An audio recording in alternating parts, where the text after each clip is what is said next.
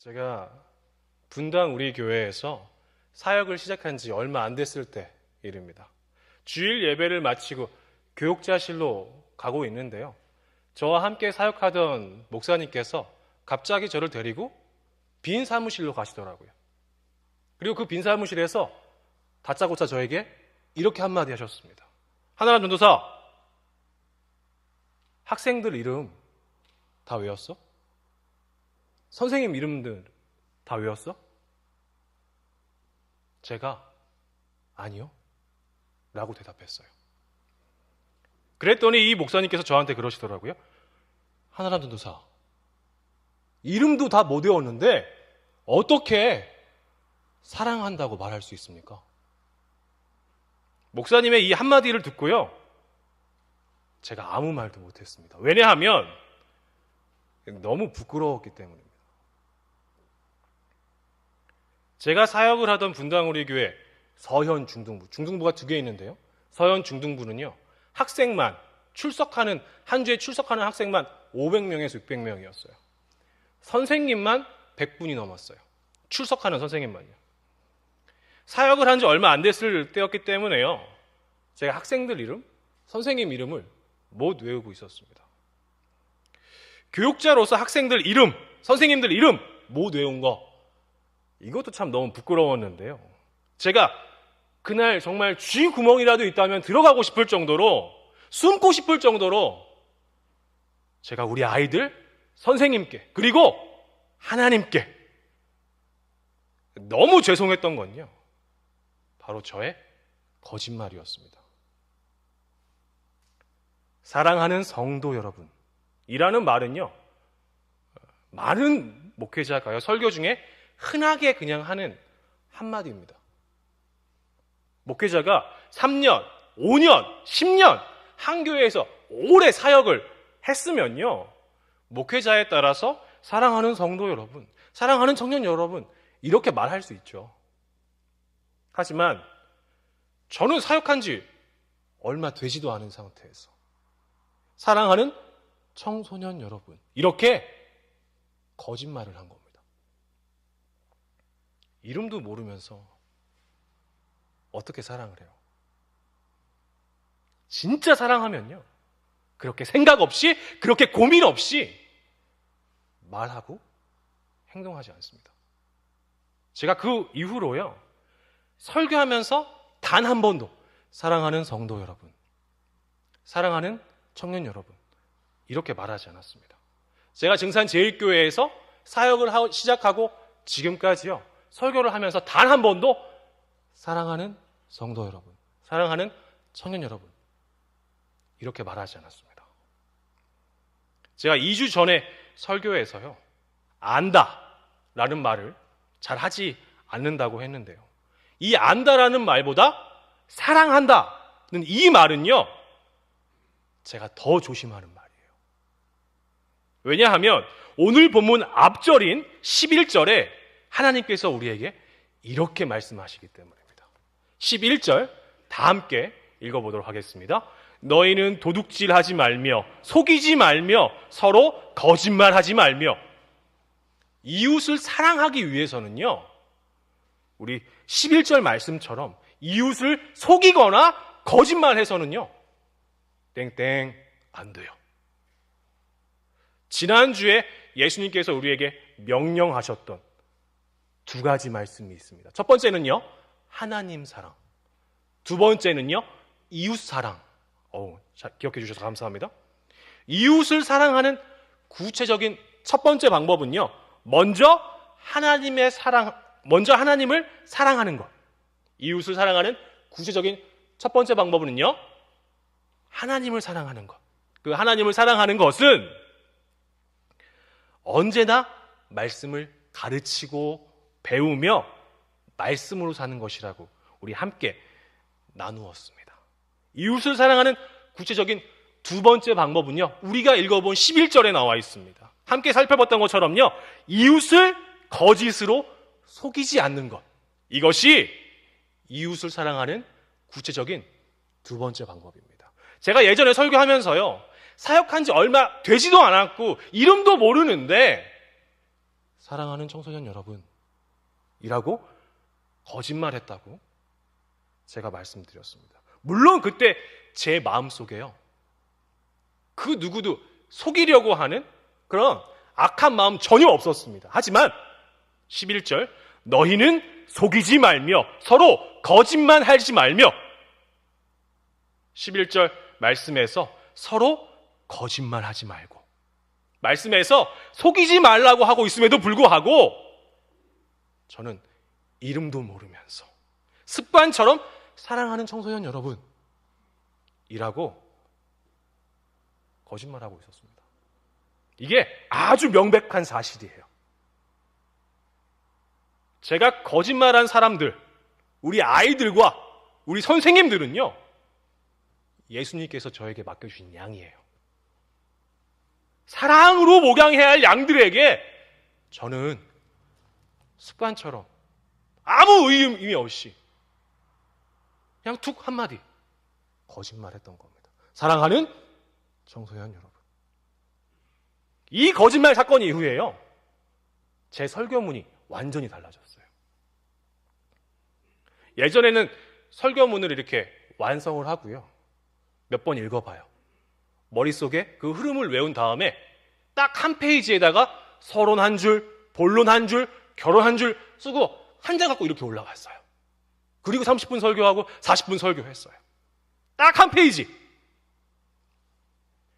그런데요, 이 거짓말 사건 이후로요, 설교문에 어디 잘못된 부분은 없는지, 거짓은 없는지 예배 시작 전까지요, 설교문을 끝까지 붙잡고 점검하고 수정해요. 다른 사역하느라고 시간이 부족하고 주일까지 설교문이 완성이 안 되면 밤새야죠. 설교문 한 편에도 마음을 다하고 목숨을 다한 다음에요, 하나님의 뜻을 구해야죠. 하나님 앞에서 한마디라도, 단 한마디라도 주의 종으로서 부끄럽지 않기 위해서요, 매주 하나님 앞에서 최선을 다하고 결과는 하나님께 맡깁니다. 20분, 30분 설교하는 제 설교문만 달라진 게 아니고요, 제 삶도 달라졌습니다. 제가 매일 아침 눈 뜨자마자 기도하는 게 있습니다. 하나님, 오늘 제 입술에 지혜 주세요. 제가 하는 말로 누군가가 상처받게 하지 않으시고 제발 하나님의 은혜만, 하나님의 사랑만 전하게 해주세요. 아침에만 이렇게 기도하는 거 아닙니다. 청년, 젊은 부부 신방하러 나갈 때도요, 기도해요. 하나님, 제발 제 입술에 지혜 좀 주세요. 이렇게 기도해도요, 저는 정말 여전히 실수투성이에요. 하루 일과를 마치고 잠자리에 누워서 하루를 뒤돌아보는데요, 항상 저한테 물어봐요. 나 오늘 실수한 거 없나? 말 잘못한 거 없나? 그러면 또 기억이 나요. 아, 오늘 교육자 회의 때 좀 말을 좀 지혜롭게 할 거야. 좀 말을 너무 세게 말한 것 같은데? 지난주 청년부 소그룹 모임 마치고요, 청년들에게 제자훈련 광고하려고 많이 참여하라는 의미로 제가 이렇게 말했습니다. 저는 여러분들과 영원히 함께 있을 수는 없습니다. 하지만 함께하는 동안 여러분들이 잘 성장할 수 있도록 저는 가르치는 일에 최선을 다할 겁니다.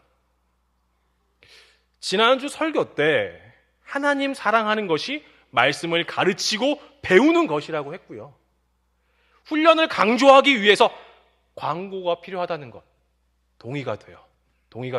하지만 저는 여러분들과 영원히 함께 있을 수는 없습니다. 굳이 이렇게 말을 해야 됐나? 너무 센 것 같은데? 하는 생각이 들더라고요. 제가 생각이 짧았어요. 더 고민했어야 됐어요. 매일 아침마다 기도하고 고민해도 이렇게 제가 실수해요. 기도도 안 하고 고민도 안 하면 정말 얼마나 많은 사람들에게 제가 상처를 주고 아픔을 주겠습니까? 이런 제 모습을 보시고요. 아이고 전도사님, 그래도요 그 뭐 말 한마디 가지고 아이고 좀 너무 예민하게 구시는 것 같은데요? 라고 생각하실 수 있는데요. 그렇지 않습니다. 무심코 던진 돌에 개구리는 맞아 죽는다. 는 속담처럼요. 무심코 던진 거짓말 한마디로 우리 이웃이 죽을 수 있습니다.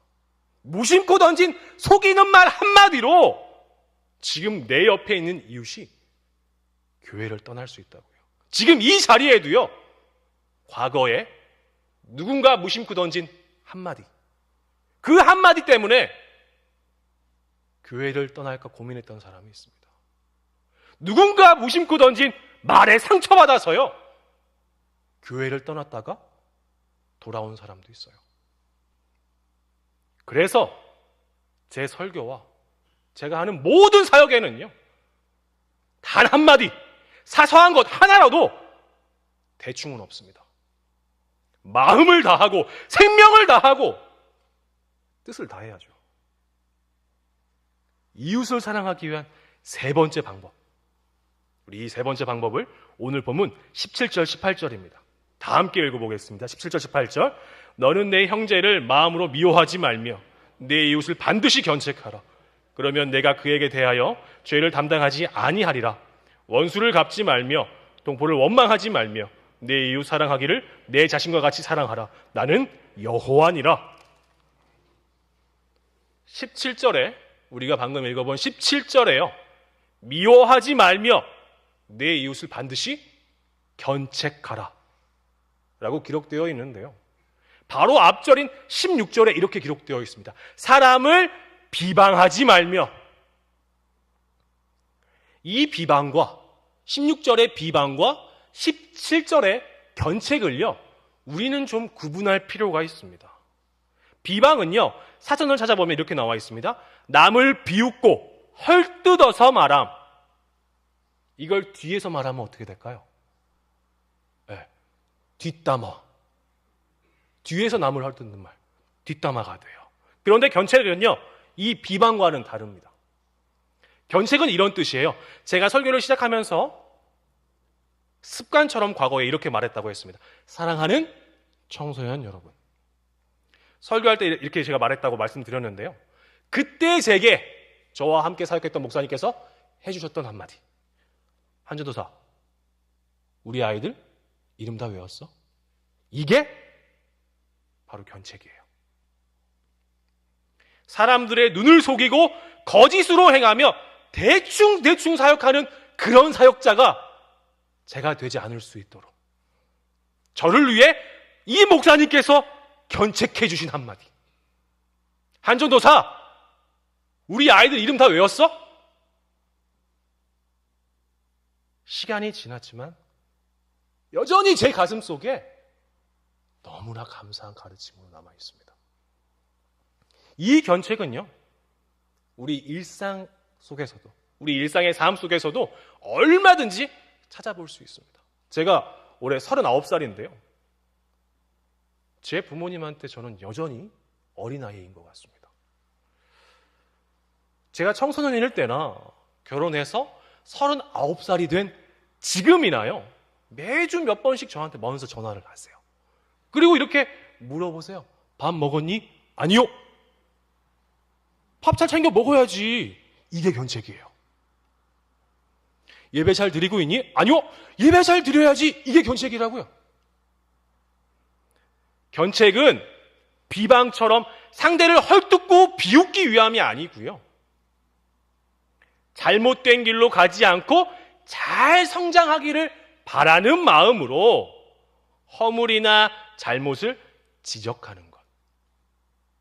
이것이 바로 견책입니다. 저는 제가 맡고 있는 청년부와 젊은 부부에게 결코 견책을 멈추지 않을 겁니다.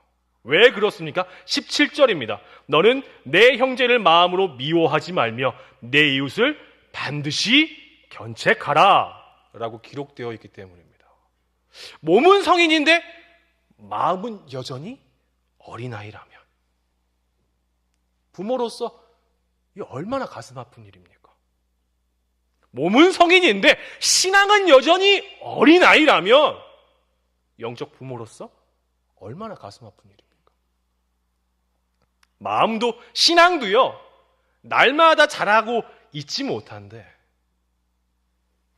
우리의 가슴이 아프지 않다면 우리는 뒤돌아보아야 합니다. 내가 정말 이 사람들을, 내가 정말 이 이웃들을, 내가 정말 우리 성가대 식구들을, 우리 권사회 식구들, 남전도회 식구들, 여전도회 식구들, 청년부, 젊은 부부, 내가 정말 사랑하고 있나? 말로만 사랑한다고 말하고 있지는 않나? 제가 청년기를 지나오면서요, 저희 부모님께 사랑한다는 말을 들었던 적이 많지는 않은 것 같아요. 하나마 사랑해, 이런 말, 지금도 좀 그런데요. 저희 부모님께 제가 이런 말을 그렇게 많이 들어본 것 같지는 않아요. 하지만 저는 그 누구보다 저희 부모님의 사랑을 많이 받고 사는 사람이에요. 저희 부모님은 말이 아닌 삶으로 제게 사랑이란 무엇인지 가르쳐 주셨습니다. 지금 제가 서 있는 이곳에서 사랑하는 청년 여러분, 사랑하는 성도 여러분, 이라는 말 대신이요, 저희 부모님께서 그러셨던 것처럼 저도 삶으로 저와 함께하게 되는 하나님께서 붙여주신 사람들을 사랑하고 싶습니다. 오늘 설교 시작을 분당 우리 교회에서의 예화로 시작했는데요, 분당 우리 교회에서 제가 마지막 설교할 때, 그 마지막 설교할 때까지 결국 저는 사랑하는 여러분, 사랑합니다, 이런 말 하지 않았습니다. 대신 마지막 설교 때 이렇게 말했습니다. 주님 계신 그곳에서 언젠가 꼭 다시 뵙겠습니다. 지난주 청년들에게 제가 훈련 광고하면서요, 제가 여러분들과 영원히 함께 있을 수 없습니다 라고 말했다고 말씀드렸는데요, 증산 제1교회에서도 시작이 있었던 것처럼 언젠가 끝도 있을 겁니다. 하나님이 허락하시는 날 동안 하나님 앞에서 최선을 다하고 난 뒤에요, 사역을 마무리하는 날이 저에게도 언젠가 찾아오겠죠. 그때 저는 이 사랑한다는 말 대신 이 말을 꼭 하고 싶습니다. 우리 청년, 젊은 부부, 징산제일교회 모든 성도님들이 단 한 명도 낙오하지 않고, 단 한 명도 낙오하지 않고 주님 계신 그곳에서 꼭 다시 뵙겠습니다.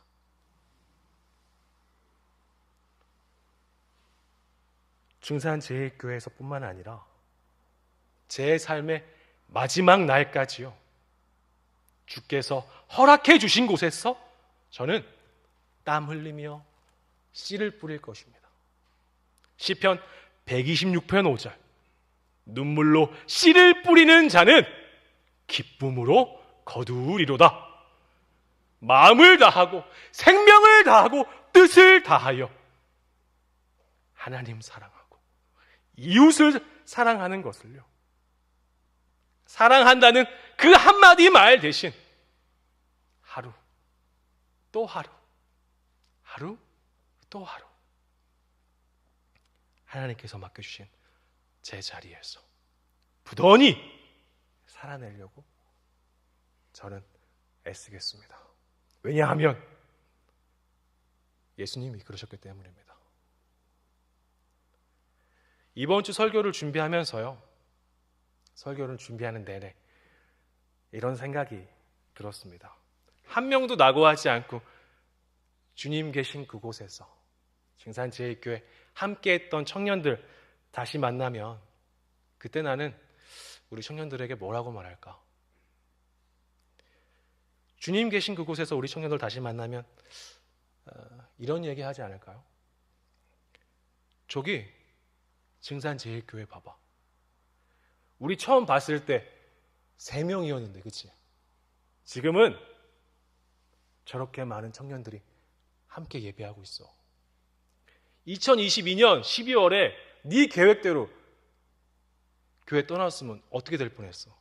교회 안 떠나기 잘했지? 또 다른 청년에게는 이렇게 말할 것 같습니다. 하나님 손 붙잡고 살아가는 동안 또 다른 손으로 수없이 많은 잃어버린 여러분 데리고 왔구나. 잘 살아줬어. 잘 살고 와줘서 너무 고맙습니다. 단 한 명도 나고치 않고 이렇게 말할 수 있는 날, 그 날이 우리에게 꼭 올 줄로 믿습니다. 주님 다시 뵐 그날까지 눈물로 씨를 뿌리는 자는 기쁨으로 거두리로다. 우리 함께 이렇게 찬양했었습니다. 이 다음에 예수님을 만나면 우리 뭐라고 말할까? 그때는 부끄러움 없어야지. 맞아요. 우리 서로 사랑해. 여러분, 이 다음에요. 예수님 만나면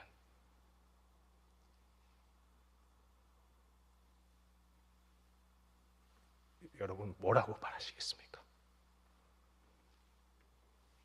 이 다음에 예수님 만나면 우리 뭐라고 말할까? 그때에는 부끄러움 없어야죠. 저와 함께하는 그 누구도 부끄러움 없어야 합니다.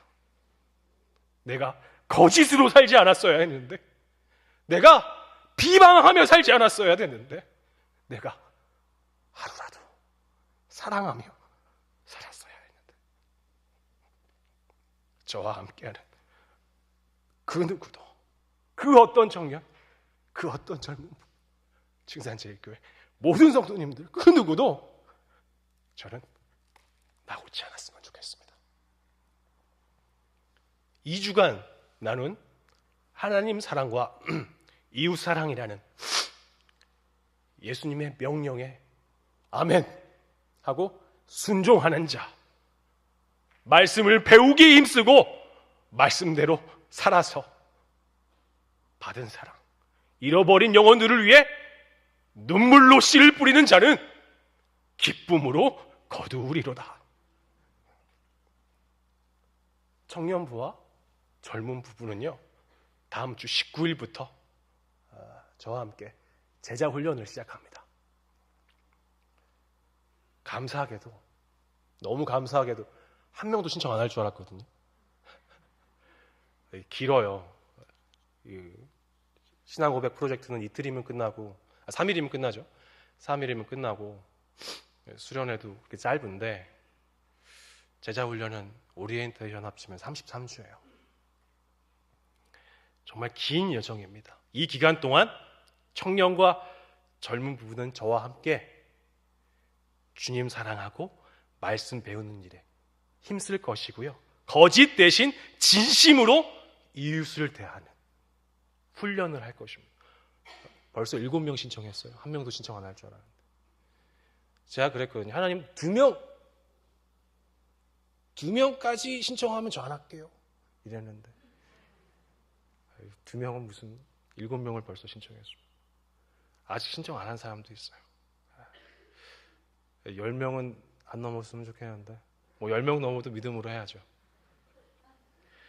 이렇게 훈련되어진 제자들이 어린이부, 유치부, 청소년부, 나이 들면 샤론 선교회도 가고요. 징산제일교회에서 교구도 가고요. 남선교회 가갖고 우리 세환이가 나중에 청소년부 부장 집사님 말씀 준비하면서 머릿속에 그런 상상하니까 너무 행복하더라고요. 교회 각 부서 가서 맡겨진 영혼들을 위해서 견책하며 받은 사랑 나누는 우리 청년, 젊은 부부 한 사람 한 사람 또 한 사람. 이 모두가 주님 다시 뵐 그날까지 이 땅에서 눈물로 씨앗을 뿌릴 때 하나님의 때에 하나님의 방법으로 하나님께서 기쁨으로 거두게 하시는 복된 인생 되게 하실 줄로 믿습니다. 마음을 다하고 목숨을 다하고 뜻을 다해 하나님 사랑하고 우리에게 붙여준 사람들 이웃 사랑하고 살다가 정말 단 한 명도 나고치 않고 정말 단 한 명도 나고치 않고요. 주님 계신 그곳에서 부끄러움 없이 만날 수 있기를 주님의 이름으로 간절히 소원합니다.